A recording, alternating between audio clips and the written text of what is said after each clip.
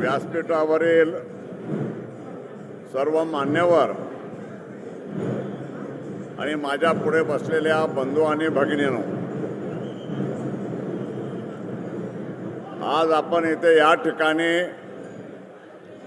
पुण्यश्लोक अहिल्या देवींच्या पुतळ्यांचं अनावरण होतंय.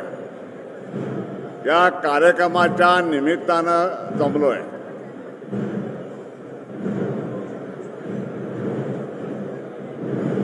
एवढा पुतळा उभा करण्यासारखं अहिल्या देवीने आपल्या जीवनामध्ये काय केलं हे समजून घेणं महत्वाचं आहे. केवळ ते आपल्या समाजातल्या होत्या, राज्यकारभार केला असं म्हणून चालणार नाही. मोहम्मद घोरीनं खासदार आपल्या विशालदादा पाटील यांचा अर्पण झालेला आहे. उद्ध्वस्त केली. वन्य जयंतराव पाटील साहेब यांचा अर्पण झालेला आहे. हे पुन्हा पुन्हा उद्ध्वस्त झालं. ते ज्योतिर्लिंगाचं मंदिर लोकनेते गोपीचंद पडळकर आमदार, पण अहिल्या देवीनं बांधलेलं मंदिर सुद्धा मोहम्मद घोरीनं उद्ध्वस्त केलं.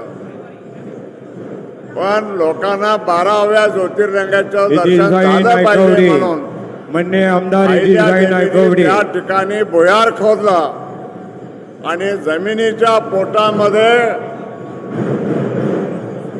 शंभू महादेवाचं मंदिर बांधलं. 12वं ज्योतिर्लिंग. आज आपण तिथे गेला तर तिथं आपल्याला दर्शन घेता येतं. ते ठिकाण शाबूत आहे. अहिल्या देवी जिथं गेल्या तिथं आपल्या धर्माचं वर्चस्व कसं निर्माण होईल, धर्माचं रक्षण कसं होईल याचा विचार केला. कारण आधी 300-350 वर्षे मुसलमानी अंमल, पुन्हा इंग्रजांचा, आणि त्याच्यामध्ये त्यांनी आपली संस्कृती उद्ध्वस्त करायचं काम चालवलेलं होतं. अहिल्यादेवी बद्री केदारला गेल्या. बद्रीनाथाचं मंदिर तिसऱ्यांदा ढोल थांबवायला लावा. अहिल्या देवीने त्या मंदिरात ढोल थांबवा, धनगरी ढोल थांबवा, धनगरी ढोल थांबवा. भाषण चालू आहे, धनगरी ढोल थांबवा. वर उभा राहून आपला देश पाहिला आणि या देशाच्या ज्या हद्दी आहेत त्या नक्की करायचं काम अहिल्या देवीने केलं. आज आपण हिंदुस्थान म्हणून जो देश पाहतो, या देशाच्या ज्या हद्दी दाखवल्या आहेत या हद्दी अहिल्या देवीने नक्की केलेल्या आहेत. या हद्दीवर रस्ते आहेत. रस्त्याच्या भोवती कुठली झाडं लावावीत ही 20 प्रकारची झाडं अहिल्या देवीने निवडली. बाबळ, वट, अश्लिबा नाहीत, तर ज्या झाडाची फळं, ज्या झाडांचं लाकूड माणसाच्या उपयोगाला पडेल अशा तऱ्हेची झाडं लावली. आणि दर 30 मैलावर प्रवासी माणसाला प्यायला पाणी मिळालं पाहिजे म्हणून बारवा बांधल्या. आज अनेक ठिकाणी बारवा आपल्याला बघायला मिळतात. हा भारत देश एक आहे ही भावना जर पहिली कुणी रुजवली असेल लोकांच्या मनात, तर ती अहिल्या देवीने रुजवली हे लक्षात घेतलं पाहिजे. हे अहिल्या देवीचं मोठेपण आहे. हे अहिल्या देवींचं आपल्यावरचं ऋण आहे तर मला सांगतो, म्हणून पुतळा उभा करायचा. रामेश्वर हे आपल्या 4 तीर्थक्षेत्रापैकी एक. रामेश्वराला काशीच्या पाण्याची कावड गेली पाहिजे हा विचार अहिल्या देवींच्या मनामध्ये आला आणि रोज गंगेच्या पाण्याची कावड रामेश्वरला जाईल अशी व्यवस्था उभा केली. दर 10 मैलावर एक माणूस उभा. यानं कावड न्यायची, त्याच्या खांद्यावर द्यायची, त्यानं न्यायची, त्याच्या खांद्यावर द्यायची.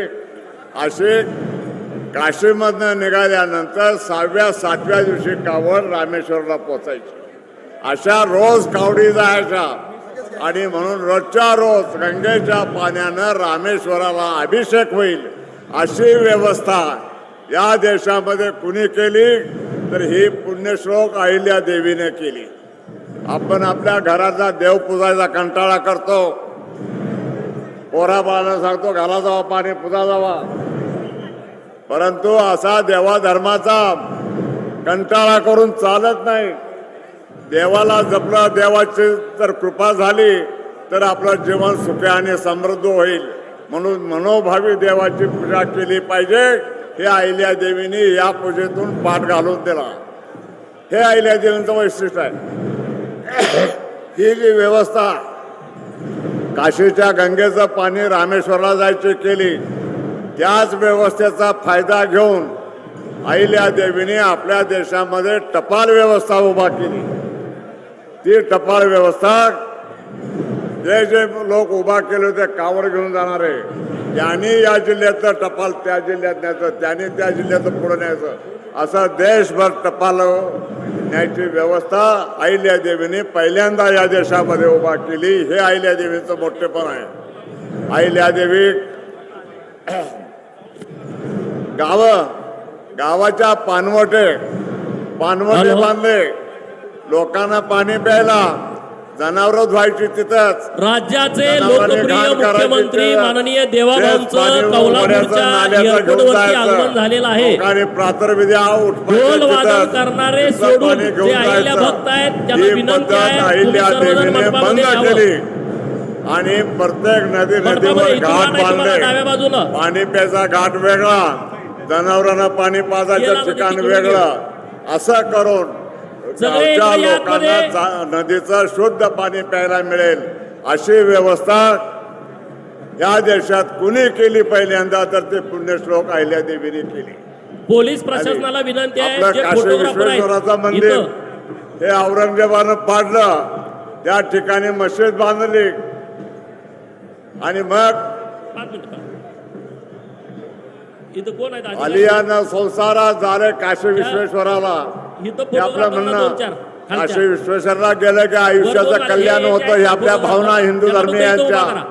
ते काशी विश्वेश्वरच नष्ट झाला फोटोग्राफर होता, दोघं त्याची पुनर्स्थापना करायचं काम पुण्यश्लोक निवेदन अहिल्या ना? देवीने केलं. सोडत नाही थांबा जरा त्या काशीला गेल्या, इथं थांबा. एक कोपऱ्यात मंदिर हे सार्थक. सापडला, त्या कोपऱ्याला धरून नवीन मंदिर बांधलं सार्थक आधी आणि काशी विश्वेश्वराची स्थापना केली. आणि त्या इथं गंगे नदीवर 1, 2, 3, 4 घाट असे उत्तम बांधले की जिथं यात्रेकरांना येता येईल, थांबता येईल, आंघोळ करता येईल, गंगेचं स्नान करता येईल आणि काशी विश्वेश्वराचं सहजगत्या दर्शन होईल. ह्या व्यवस्था अहिल्या देवीने केल्या.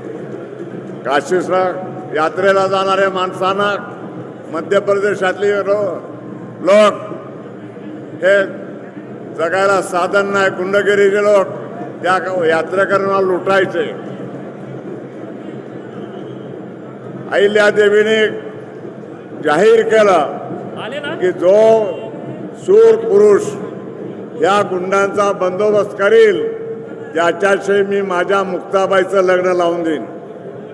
बघा, या गुंडांचा जो बंदोबस्त करील त्याच्याबरोबर मी माझ्या लेकीचं लगीन लावून देईन म्हणणारी पहिली महिला स्त्री पुण्यश्लोक अहिल्या देवी. तो मुलगा कोणत्या जातीचा, कोणत्या धर्माचा याचा विचार नाही, गुंडांचा बंदोबस्त करणारा तो वीर असला पाहिजे. वीर ही एकच त्याची जात धरून अहिल्या देवीने हे जाहीर केलं. आणि त्याला फक्त वर मारा. आदिवासी मुलानं त्याला याला हे काम पत्करलं फोटो काढतील याला फक्त आणि वर त्या गुंडांचा बंदोबस्त केला. अहिल्या देवीने त्याच्याशी आपल्या एकुलत्या एक मुलीचं लग्न लावून दिलं. ही समाजसेवा म्हणायची. आणि हे गुंड जे होते या गुंडांना शिक्षा नाही केली. ते का गुंडगिरी करत होते? केलं का? पोटं भरायचे कशावर, बायका पोरा खायला काय घालायचं हा प्रश्न होता म्हणून गुंडगिरी करत होती. त्या भागातल्या सरकारी पडलेल्या जमीन ह्या गुंडांच्या नावच्या करून दिल्या आणि त्यानं सांगितलं त्या जमिनी कसा त्या धान्य पिकवा आणि बायका पोरं जगवा, पुन्हा गुंडगिरी करायची नाही. गुंडगिरी करेल त्याला कडक शिक्षा भोगावी लागेल.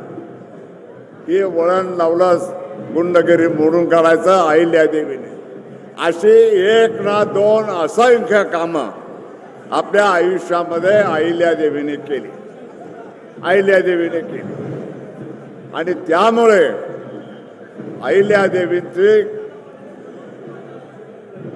भारतामध्ये जेवढे राजे झाले, विशेषतः पहिले बाजीराव यांनी महाराष्ट्राच्या बाहेर मोहिमा चालू केल्या आणि त्या मोहिमामध्ये शिंदे, होळकर, दाभाडे हे सगळे सरदार तिथं लागले आणि त्यांच्या त्यांच्या जहागिऱ्या स्थापन झाल्या. पुढं इंग्रजांचं राज्य आलं, इंग्रजांनी पेशवाई संपवली, पेशवाई इंग्रजांना शरण गेले आणि पुण्याची गादी बरखास्त झाली.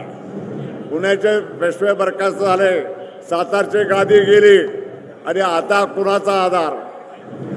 इंग्रजांनी सगळे संस्थानिक संपवले, सगळे भोसले गेले, पवार गेले, दाभाडे गेले, सगळे गेले, राहिले फक्त होळकर. अहिल्यादेवीनी कंबर कसली, तुकोजींनी कंबर कसली आणि इंग्रजांच्याशी सामना करून होळकरांची जहागिरी कायम ठेवली. आज देशामध्ये महाराष्ट्राचा बाहेर विस्तार केलेल्या सरदारांच्या पैकी कुणाची जहागिरी शिल्लक असेल तर ती फक्त धनगरांची, होळकरांची जहागिरी आहे, लक्षात घ्या. बाकी कुणाची जहागिरी राहिलेली नाही. इंदूर हे त्याचं मुख्य ठिकाण आहे, इंदूर हे त्याचं मुख्य ठिकाण आहे. अशी ही सगळी ऐतिहासिक कामं होळकरशाहीमध्ये अहिल्यादेवीने केली आणि त्यांच्या नंतरच्याही वीरांनी त्याचा पाठपुरावा करून आपली एक छाप, धनगरी राज्याची छाप या देशावर निर्माण केली आणि आपला कारभार करून दाखवला. त्या अहिल्यादेवींना शतशः प्रणाम करतो आणि माझं बोलणं संपवतो. नमस्कार. धन्यवाद. सन्माननीय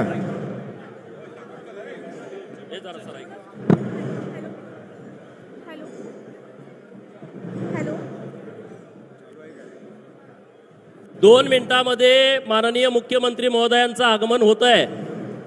सर्व इकडे उभा राहिलेले जे अहिल्या भक्त आहेत त्यांना विनंती आहे की आपण स्टेजच्या डाव्या बाजूनं तुम्हाला मंडपामध्ये जाण्याची व्यवस्था केलेली आहे. आपण सर्वांनी ढोल वादन करणारे सोडून बाकीच्या सर्व मंडळींनी मंडपामध्ये यावं. हॅलो, 2च मिनिटांमध्ये आपल्या महाराष्ट्र राज्याचे सक्षम मुख्यमंत्री माननीय नामदार देवेंद्रजी फडणवीस साहेब यांचं आगमन होत आहे. मी सर्वांना विनंती करते की आपण सर्वांनी या बैठक व्यवस्थेत स्थानापन्न व्हा. सर्व प्रशासनातील अधिकारी यांनाही विनंती आहे की आपण स्टेज जवळ यायचं आहे. धन्यवाद. नागरिक उपस्थित आहेत त्यांना विनंती करते काही मिनिटांमध्ये महाराष्ट्राचे लोकप्रिय लाडके मुख्यमंत्री माननीय नामदार देवेंद्रजी फडणवीस साहेब, मुख्यमंत्री महाराष्ट्र राज्य, यांचं आगमन काही मिनिटांमध्ये होत आहे. आपल्या जिल्ह्यात शहरामध्ये कोल्हापूरमध्ये आलेल्या हेलिकॉप्टर सन्माननीय चंद्रकांत दादा पाटील, उच्चतंत्र शिक्षण मंत्री, पालकमंत्री सांगली जिल्हा, माननीय खास जयंतरावजी पाटील साहेब, राष्ट्रवादीचे माजी प्रदेशाध्यक्ष विद्यमान आमदार मान्य विश्वजीतजी कदम आमदार यांचे आगमन झालेलं आहे. जिल्ह्याचे खासदार सन्मान्य विशालदादा प्रकाशबाबू पाटील यांचं आगमन झालेलं आहे. हितेशभाई नायकवडी हे आमदार उपस्थित आहेत. आमदार सुधीरदादा गाडगीळ सांगली विधानसभा, माजी आमदार दिनकरदादा पाटील, मान्य अण्णासाहेब डांगे आप्पा आणि बरेचसे मान्यवर या ठिकाणी, महानगरपालिका आयुक्त, उपायुक्त, शासबाई, खास या ठिकाणी पद्माकर जगदाळे सर, शहर जिल्हा राष्ट्रवादीचे अध्यक्ष हे उपस्थित आहेत. मान्य मकरंद भाऊ देशपांडे हे समन्वयक आणि पश्चिम महाराष्ट्राचे मंत्री उपस्थित झालेले आहेत. सन्माननीय शैलजाताई पाटील भाभींचं आगमन झालेलं आहे आणि आता उद्घाटन स्थळावरती मान्यवर आता निघालेले आहेत आणि काही मिनिटांमध्ये सन्मान्य मुख्यमंत्री महोदय आणि उपस्थित पाहुण्यांच्या साक्षीने याची देही याची डोळा पाहिला मी अपूर्व असा हा सोहळा, असा आनंदमय सोहळा, अश्वारूढ पुतळ्याचा लोकार्पण सोहळा काही मिनिटांमध्ये या ठिकाणी आपण पाहणार आहात. स्क्रीनवर पहा, प्रत्यक्षात पाहणारी प्रचंड गर्दी झालेली आहे आणि ढोल ताशांचं वादन सुरू झालेलं आहे. आपली संस्कृती जतन करण्याचं काम सुरू झालेलं आहे. पुण्यश्लोक राजमाता अहिल्यादेवी होळकर अश्वारूढ पुतळा लोकार्पण समिती मान्य मनगाव सरकार अध्यक्ष आणि माजी नगरसेवक संतोष पाटील उपाध्यक्ष तथा माजी स्थायी समिती रोहिणीताई सत्यजित पाटील उपाध्यक्षा दत्तात्रय टोंबरे सचिव आणि असंख्य असे कार्यकर्ते आहेत.